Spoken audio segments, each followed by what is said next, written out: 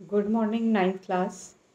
आज मैं आपको कृतिका पुस्तक, जिसे अभी हमने आरंभ नहीं किया है, उसका दूसरा लेसन मेरे संग की औरतें पढ़ा रही हूँ। दूसरा लेसन इसलिए पढ़ा रही हूँ बच्चों कि फर्स्ट चैप्टर हमारे सिलेबस में नहीं है, तो आपके यूनिट टेस्ट में आने के लिए मेरे संग की औरतें सेकंड चैप्टर पढ़ाना है, जिसकी लेखिका के हैं मृदुला गर्ग। आपको सबसे पहले चैप्टर का पूरा नाम अच्छी तरह याद होना चाहिए और लेखिका का नाम याद होना चाहिए। बच्चों, मृदुला गर्ग अभी भी एक्टिव हैं। उनकी एज इस समय 83 ईयर्स है। 1932 में उनका जन्म हुआ था। तो अभी भी वो, अब तो एजेड हैं, लेकिन अभी भी हिंदी भाषा के क्षेत्र में काम कर रही हैं। तो मृदुला गर्ग का अपने बचपन का एक्सपीरियंस, उनका अनुभव और ख़ासकर उनके जीवन में किन किन स्त्रियों ने किस तरह से प्रभाव डाला, कौन कौन सी स्त्रियाँ आई, इस पाठ में वर्णन है। हालांकि इसमें उनके पिता का भी वर्णन है, नाना का भी वर्णन है, तथा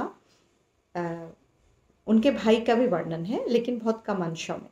सबसे अधिक वर्णन है उनकी नानी का, उनकी माँ का, परदादी का, उनकी बहनों का, और फिर अंत में वर्णन है कि उन्होंने एजुकेशन के लिए, शिक्षा के लिए किस तरह से बिहार में और कर्नाटका में काम किया है।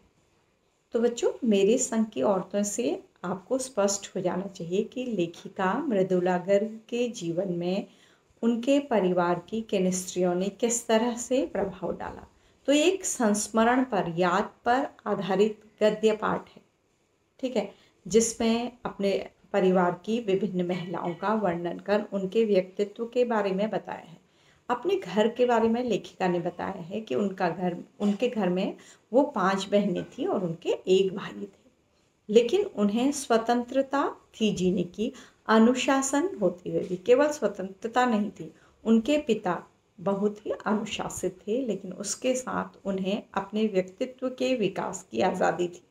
उन्हें जो बनना था वो बनने की आज़ादी थी।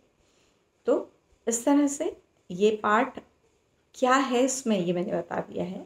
मैं इसकी रीडिंग करूँगी तो उसके पश्चात आपको समझाती चलूँगी।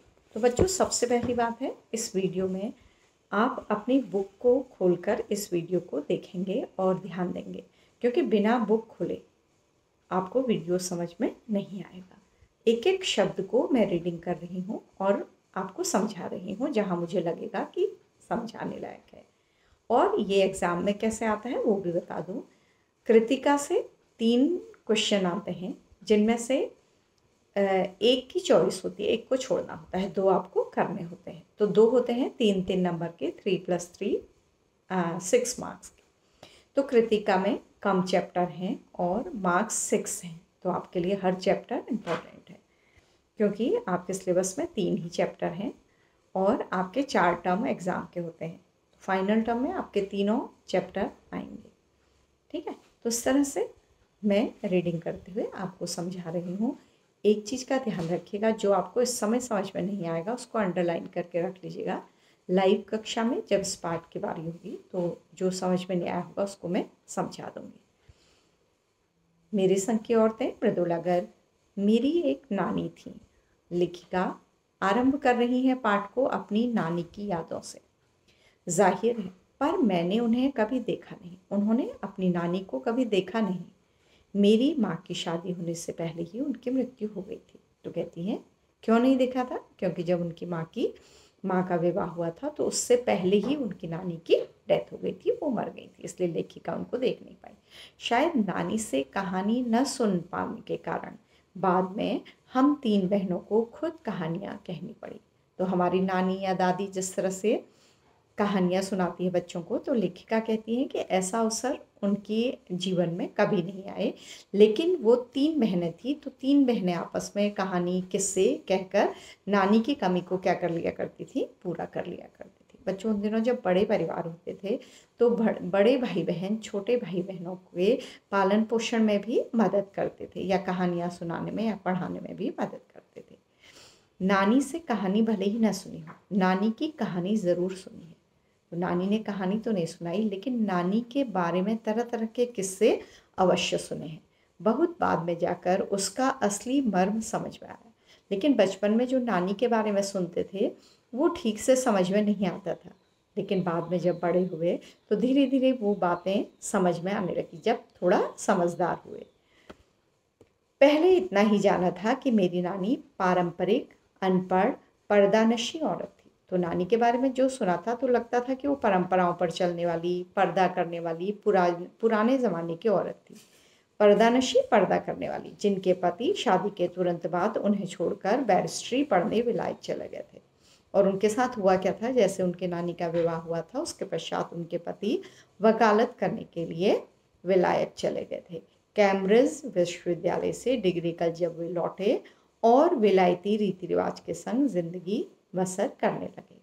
तो वो जब इंग्लैंड गए वकालत करने के लिए, वहाँ रहे, वहाँ से आकर वो पूरी तरह से अंग्रेज़ी संस्कृति को, उस कल्चर को अपना चुके थे, उसी रहन सहन में ढल गए थे। नानी ने अपने रहन सहन पर उसका कोई असर नहीं पड़ा, लेकिन नानी अपने ख्यालात में जीने वाली थी, तो उन्होंने नाना की जीवन पद्धति को, पश्चिमी जीवन पद्धति को नहीं अपनाया। वो अपने ही हिसाब से रहती थी। नानी के अपने रहन सहन पर उसका कोई असर नहीं पड़ा। न उन्होंने अपनी किसी इच्छा, आकांक्षा या पसंद नापसंद का इजहार पति पर कभी किया। और वो इतना चुप रहती थी कि नाना जैसे जीते थे उन्हें जीने देती थी। उन्हें उनकी जीवन शैली पसंद है या नहीं है, इस बारे में उन्होंने कभी बात नहीं की। ये लेखिका को किससे पता लगा है? किसी से पता लगा है, क्योंकि स्वयं उन्होंने अपनी नानी को नहीं देखा है। पर अगला पैराग्राफ, पर जब कम उम्र में नानी ने खुद को मौत के करीब पाया तो, लेकिन नानी के बारे में जो उन्होंने सुना वो बहुत आश्चर्य लगा कि नानी जब छोटी ही थी, उनकी एक बेटी थी, इनकी मदर मृदुला गर्ग की, तो जब वो छोटी ही थी, मतलब उनकी एक पुत्री थी, 15 वर्षीय इकलौती बेटी मेरी माँ की शादी की फिक्र ने इतना डराया। तब उनकी बेटी यानी कि लेखिका की माँ 15 वर्ष की थी और उनकी नानी बीमार हो गई। तो उन्हें चिंता हुई कि उनकी बेटी के विवाह के बारे में। वे एकदम मुँहज़ोर उठी, बोलने लगी वो कि उनकी बेटी के बारे में उन्हें चिंता है। नाना से उन्होंने कहा, वो नाना से ज़्यादा कुछ हक नहीं जताती थी, कुछ नहीं कहती थी, कोई अपनी इच्छा भी नहीं कहती थी, लेकिन इस समय उन्होंने कहा कि वे पर्दे का लिहाज छोड़कर उनके दोस्त स्वतंत्रता सेनानी प्यारेलाल शर्मा से मिलना चाहती हैं। तो अचानक नानी ने कहा कि वो नाना के दोस्त प्यारेलाल शर्मा से मिलना चाहती थी।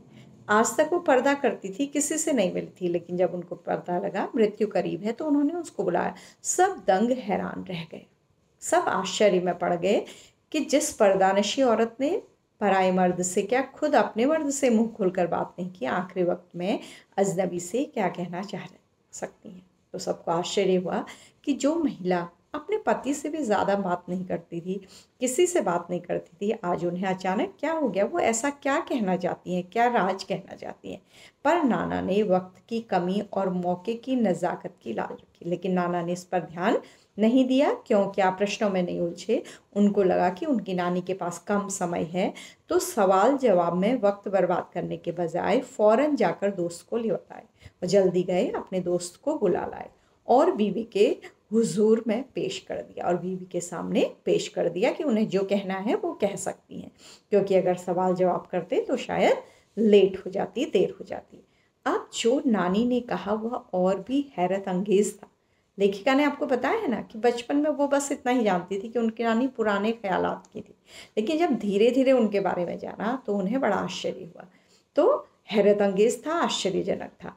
उन्होंने कहा, तो उन्होंने उनके दोस्त से कहा, प्यारेलाल शर्मा से कहा, वचन दीजिए कि मेरी लड़की के लिए आप वर तय करेंगे। उन्होंने अपने पति से नहीं कहा, यानी कि बच्चों अब पता लग रहा है कि उन्हें अपने पति की अंग्रेजी जीवन शैली पसंद नहीं होगी, इसीलिए उन्होंने स्वतंत्रता सेनानी दोस्त को बनाकर कहा कि आप मेरी लड़की के लिए लड़का ढूंढेंगे। मेरे पति तो साहब हैं, मेरे पति ऑफिसर हैं, और मैं नहीं जानती कि मेरी बेटी की शादी साहबों के फरमाबरदार से हो, और मैं नहीं चाहती कि मेरी बेटी ऐसे लड़के से शादी करे जो अंग्रेज़ ऑफिसरों का आज्ञाकारी हो, उनकी चापलूसी करता हो, उनके पीछे पीछे चलता हो।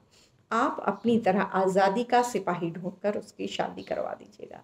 तो उन्होंने क्या इच्छा जाहिर की कि अपनी तरह कोई स्वतंत्रता का दीवाना, स्वतंत्रता की पैरवी करने वाला मिलेगा तो उससे मेरी बेटी की शादी कराइएगा। क्या इच्छा थी बच्चों उनकी, समझिएगा ठीक से, क्वेश्चन इम्पोर्टेंट है कि उन्होंने अपनी लड़की के लिए अपने पति की तरह बैरिस्टर या साहब ऑफिसर पर नहीं ढूंढना चाहा, दूल्हा नहीं ढूंढना चाहा, बल्कि क्या ढूंढना चाहा, जो आज़ादी का दीवाना हो, जो प्यारेलाल शर्मा की तरह हो।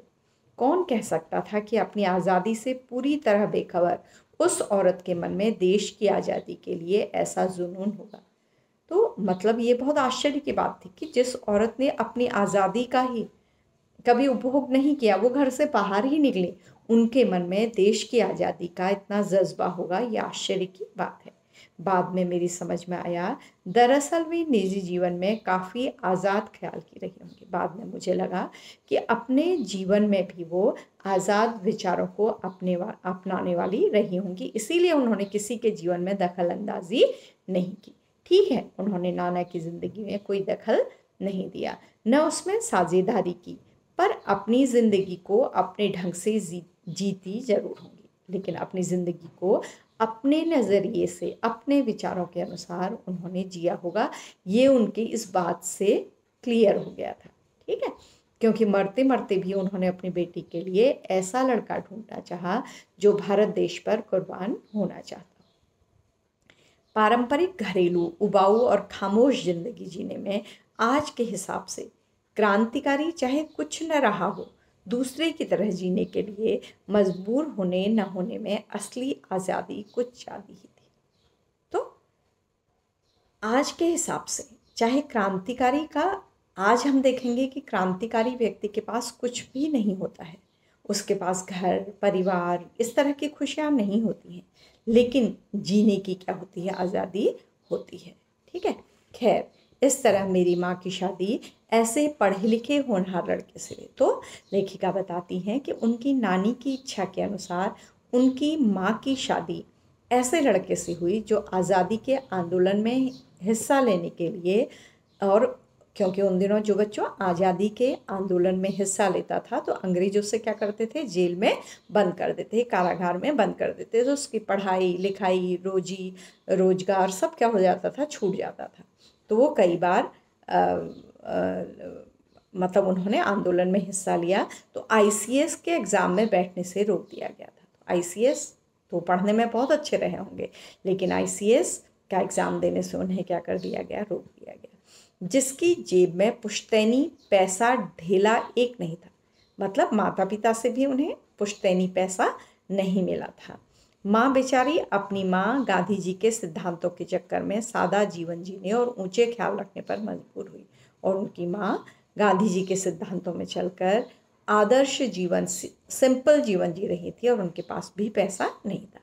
हाल उनका यह था कि खादी की, तो फिर उन्होंने अपनी माँ के लिए कहा है, जिससे उनकी माँ की शादी हुई थी उसके पास एक भी पैसा नहीं था, पुश्तैनी पैसा भी नहीं था, और माँ बेचारी जो बहुत अच्छे घर की थी, गांधी जी के सिद्धांतों के चक्कर में, अपनी नानी के सिद्धांतों के चक्कर में सादा जीवन जीने और ऊंचे ख्याल रखने पर मजबूर हुई।